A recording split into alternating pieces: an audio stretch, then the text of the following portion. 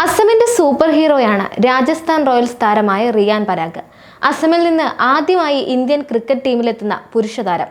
IPL 2025 Rajasthan റോയൽസിന്റെ ആദ്യ 3 മാച്ചുകളിൽ നായകസ്ഥാനവും ഈ 23-കാരനാണ്.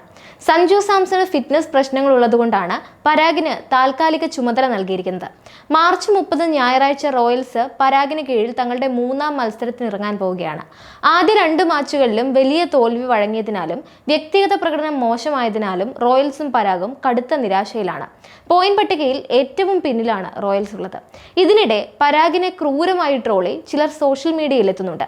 രാജസ്ഥാൻ റോയൽസിന്റെ അടുത്ത മത്സരം ഗുവാഹത്തിയിൽ ചെന്നൈ സൂപ്പർ കിങ്സുമായിട്ടാണ്.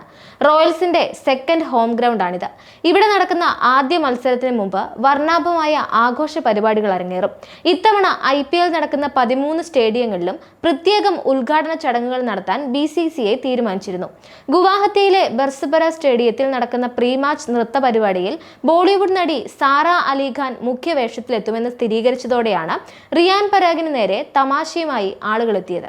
2024 IPL സീസൺ ആരംഭിക്കുന്നതിന് മുമ്പുണ്ടായ ഒരു സംഭവമാണ് ഇതിന് കാരണം. റിയാൻ പരാഗിന്റെ മൊബൈൽ ഫോണിൽ സാറ അലി ഖാൻ, അനന്യ പാണ്ഡെ എന്നിവരുമായി ബന്ധപ്പെട്ട് മോശമായ രീതിയിൽ സെർച്ച് ചെയ്തതാണ് സംഭവം.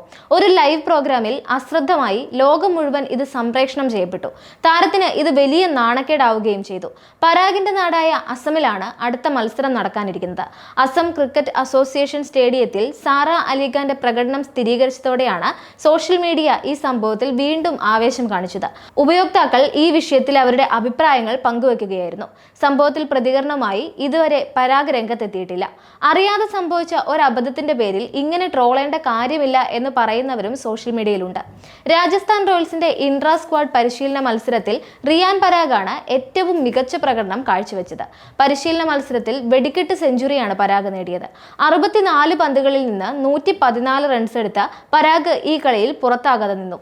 16 ഫോറുകളും 10 സിക്സറുകളും താരത്തിന്റെ ബാറ്റിൽ നിന്ന് പിറന്നിരുന്നു. എന്നാൽ മത്സരത്തിലേക്ക് എത്തിയപ്പോൾ നാണക്കേടാണ് പരാഗിന് നേരിടേണ്ടി വന്നത്.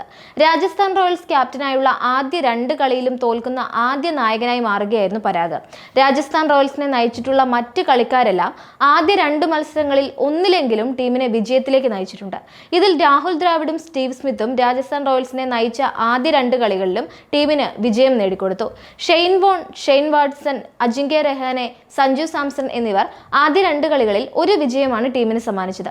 കഴിഞ്ഞ ഫെബ്രുവരിയിൽ ഇംഗ്ലണ്ടിനെതിരായ ഇന്ത്യയുടെ T20I പരമ്പരയിൽ വിരലിനേറ്റ പരിക്കിൽ നിന്ന് സഞ്ജു സാംസൺ ഇതുവരെ പൂർണ്ണമായി സുഖം പ്രാപിച്ചിട്ടില്ല. വിക്കറ്റ് കീപ്പർ ഗ്ലൗസ് അണിയാനോ ഫീൽഡ് ചെയ്യാനോ ഉള്ള ഫിറ്റ്നസ് ക്ലിയറൻസ് സഞ്ജുവിന് ലഭിച്ചിട്ടില്ല. ബാറ്റ് ചെയ്യാൻ അനുമതിയുള്ളതിനാൽ ഇമ്പാക്ട് സബ്ബായിട്ടാണ് സഞ്ജു കളിക്കുന്നത്. സൺറൈസേഴ്സ് ഹൈദരാബാദിനും കൊൽക്കത്ത നൈറ്റ് റൈഡേഴ്സിനും എതിരായ ആദ്യ 2 മത്സരങ്ങളിലായിരുന്നു റോയൽസിന്റെ പരാജയം.